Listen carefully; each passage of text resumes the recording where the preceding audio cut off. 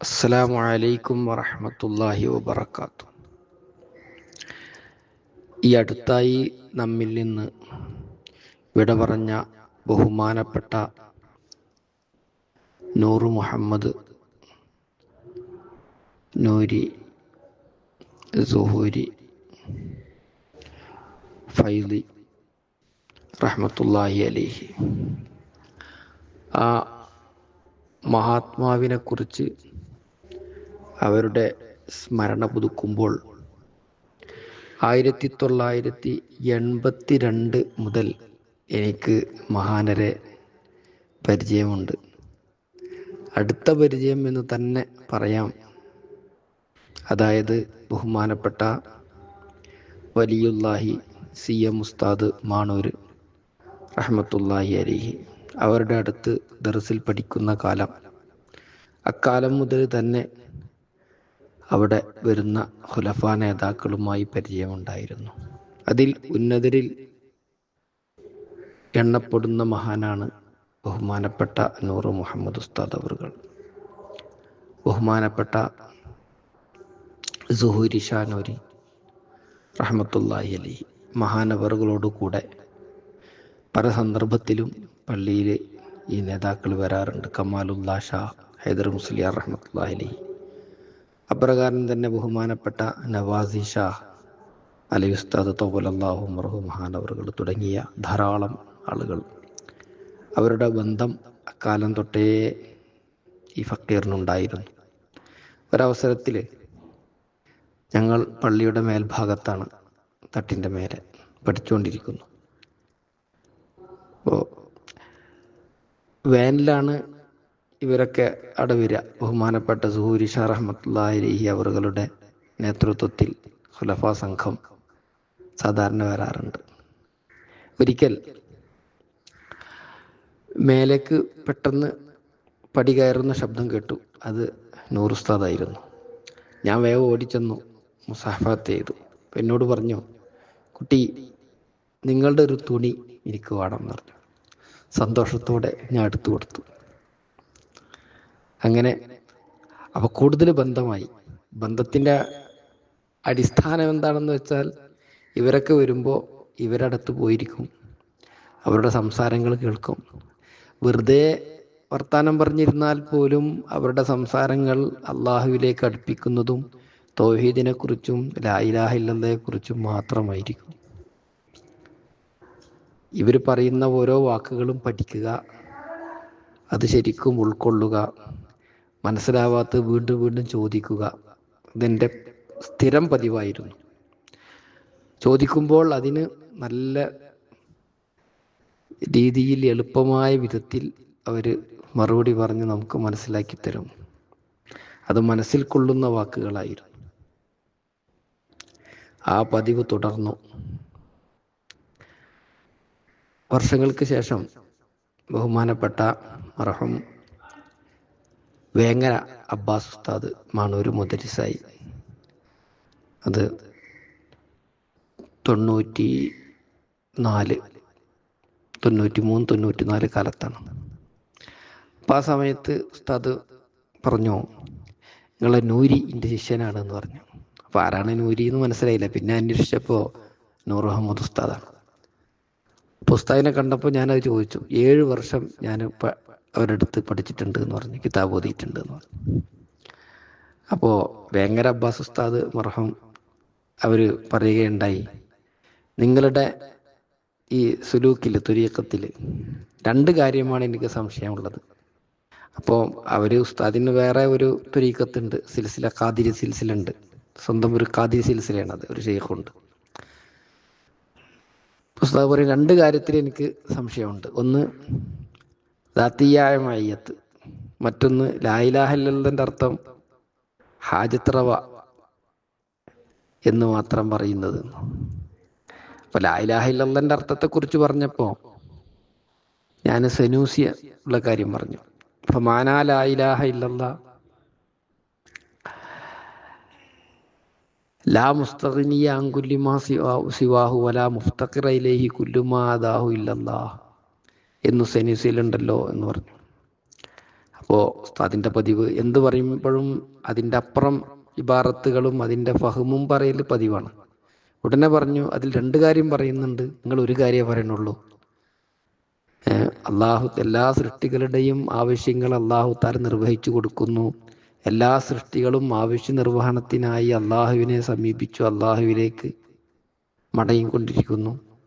അങ്ങനെയല്ല, അല്ലാതെ അള്ളാഹു അല്ലാതെ ഇല്ല എന്നാണ് കലിമത്ത് തൗഹീദിന്റെ അർത്ഥം എന്ന് പറയുമ്പോൾ അതിൻ്റെ കൂടെ ലാ മുസ്തഗ്നിയ അൻകുല്ലിമാ സിവാഹു, എല്ലാ വസ്തുവിനെ തൊട്ടും ഐശ്വര്യമായവനില്ല, അള്ളാഹു തല ഖനിയാണ്, അത് നിങ്ങൾ പറഞ്ഞില്ലല്ലോ എന്ന് ചോദിച്ചു.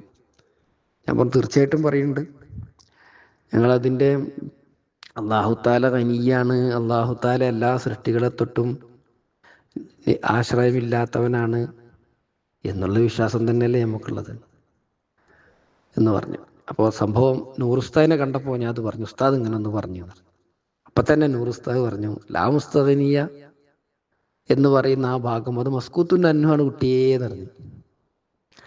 അപ്പം എനിക്ക് മനസ്സിലായി, ഒരു കാര്യം പറയുമ്പോൾ അത്യാവശ്യമായ കാര്യം എന്താണോ അതവിടെ പറഞ്ഞു, മറ്റത് മസ്കൂത്തുൻ അൻഹു. അത് വിശ്വാസമില്ലാന്നോ അതിനെ നിഷേധിച്ചു എന്നല്ല, അതിനെ നിഷേധിച്ച കാഫിറായി, ഇസ്ലാം എന്ന് പുറത്താണ്. അങ്ങനെ ആരും പറയുന്നുമില്ല, പഠിപ്പിക്കുന്നുമില്ല. പക്ഷേ സൃഷ്ടികളുമായി ബന്ധപ്പെടുന്ന കാര്യത്തിൽ ഊന്നൽ നൽകിക്കൊണ്ട് അത് പ്രത്യേകമായി പഠിപ്പിക്കുന്നു എന്നേ ഉള്ളൂ. മറ്റത് മസ്കൂത്തുൻ അൻഹുവാണ്, ആ സമയം അപ്പം ചർച്ച ചെയ്യുന്നില്ല എന്ന് മാത്രം. എന്നാൽ അള്ളാഹുവിൻ്റെ അഫ്വാലിനെ കുറിച്ചും സിഫാത്തിൻ്റെ ദാത്തിനെ കുറിച്ചൊക്കെ ചർച്ച ചെയ്യുമ്പോൾ തീർച്ചയായിട്ടും അത് ചർച്ച ചെയ്യുന്നുണ്ട് താനും. അപ്പോൾ അത് ഞാൻ പറഞ്ഞു ഉസ്താദിനോട്. പിന്നെ അപ്പം അതിന് മറുപടി ഒന്നും പറഞ്ഞില്ല. അപ്പോൾ ഉസ്താദ് പറഞ്ഞു, ഉസ്താദ് എന്ത് പറഞ്ഞാലും അതിനൊക്കെ വിശദീകരിച്ച് നന്നായിട്ട് പറഞ്ഞു തരും, ഉള്ള ചോദ്യങ്ങളൊക്കെ ചോദിച്ചോളി എന്ന് പറഞ്ഞു. അപ്പം ദാത്തിയായ മയ്യത്ത് പറഞ്ഞപ്പോൾ ഞാൻ പല കിതാബുകളും കാണിച്ചു കൊടുത്തു. അപ്പോൾ ആ സമയത്ത് ബഹുമാനപ്പെട്ട അബ്ബാസ് ഉസ്താദിനെ കുറിച്ചാണ് പറയുന്നത്. അബ്ബാസ് ഉസ്താദ് പല കിതാബുകളെയും അംഗീകരിച്ചില്ല, എൻ്റെ അപ്പുറം പറഞ്ഞു, അതൊക്കെ ഇതായി. അപ്പോൾ ഞാൻ യവാഖീത്ത് എടുത്തു, അത് കാണിച്ചു കൊടുത്തു. അതിൻ്റെ ഇബാറത്ത്, ഇബാറത്ത് ഞാൻ എഴുതിയതുണ്ടായിരുന്നു, അത് വായിച്ചിട്ട് കാണിച്ചു കൊടുത്തു. അപ്പോൾ അത് മുഴുവനും സ്വീകരിച്ചു. അത് ഉസ്താദിൻ്റെ നോട്ട് ബുക്കിലേക്ക് എഴുതിയെടുത്തു. എന്നിട്ട് പറഞ്ഞു, ഈ ദാത്തിയായ മയ്യത്ത് ഹക്കാണ്, പക്ഷേ ഇതുള്ളവരെങ്ങനെയായിരിക്കണം? ഇതുള്ളവർ ശരീഅത്തിൽ പൂർണ്ണമായി ആണ് ഒരു ഇടപെടാതെ, ഒരു മുടിനാരിഴക്ക് വ്യതിചലിക്കാതെ ഉറച്ചു നിൽക്കുന്നവരായിരിക്കും എന്ന് പറഞ്ഞു. അങ്ങനെ ഒരിക്കൽ തക്ബീറത്തുൽ ഇഹ്റാമിൻ്റെ ഫളീലത്തിന് ളുഹർ നിസ്കാരത്തിന് എത്താൻ പറ്റിയില്ല. അപ്പോൾ വിളിച്ചിട്ട് പറഞ്ഞു, ദാത്തിയായ മയ്യത്ത് ഉള്ളവർ കാര്യങ്ങളിലൊക്കെ വളരെ ശ്രദ്ധിക്കുന്നവരായിരിക്കണം.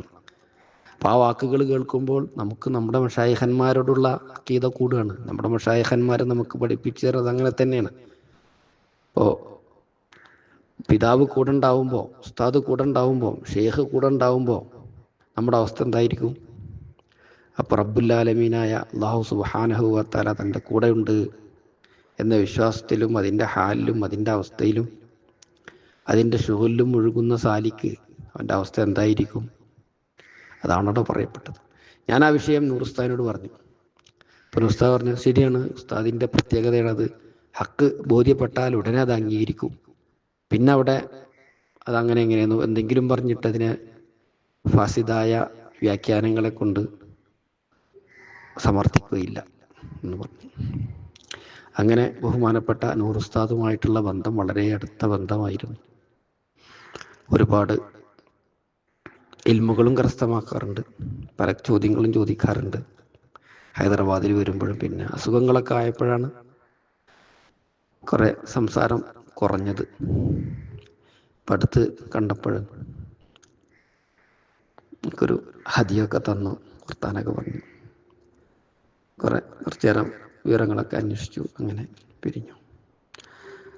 അല്ലാഹു സുബ്ഹാനഹു വ തആല അവരുടെ ദറജ ഉയർത്തി കൊടുക്കുമാറാകട്ടെ.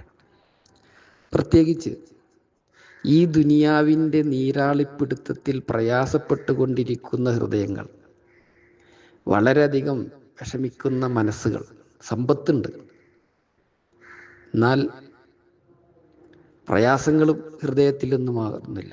ആരോഗ്യമുണ്ട്, അസുഖങ്ങളൊന്നുമില്ല, എന്നാലും ഹൃദയത്തിൽ നിന്ന് പ്രയാസങ്ങളും ആകുന്നില്ല.